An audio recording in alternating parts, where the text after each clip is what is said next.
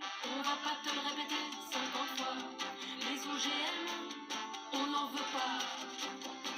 Va falloir te le répéter combien de fois. Les pesticides, on n'en veut pas. On va pas te le répéter combien de fois. On n'en veut pas.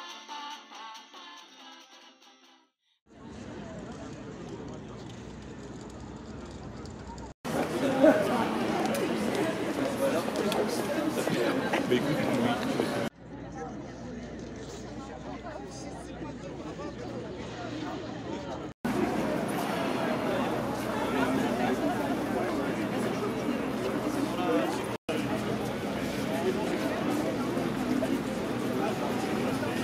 Donc moi c'est Gilles, des faucheurs volontaires d'OGM.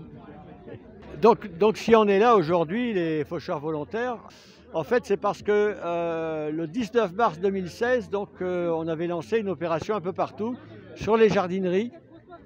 Je ne vais pas citer d'enseignes parce qu'elles vendaient toutes les enseignes de jardinerie vendaient du glyphosate Roundup, etc. Et donc on avait décidé de peinturlurer ces bidons de glyphosate. Faut savoir que les faucheurs, quand ils sont en action, opèrent toujours à visage découvert et présentent facilement leur carte d'identité aux forces de sécurité. Et donc, en fait, le parquet avait décidé d'en choisir 4 sur la trentaine et ils ont été condamnés en première instance en 2017 à 250 € d'amende avec sursis. Et donc, nous on considère que, étant donné que nous opérons à répétition, avoir des sursis, c'est pas forcément ce qui nous accommode le plus, parce que quand le sursis tombe, il faut l'exécuter.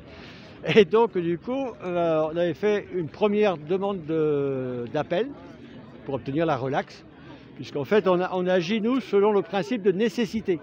Hein, c'est un principe dans le droit pénal qui dit que quand la force publique ne fait rien et qu'il y a quand même péril en la demeure, eh bien les citoyens ils doivent se mettre au boulot.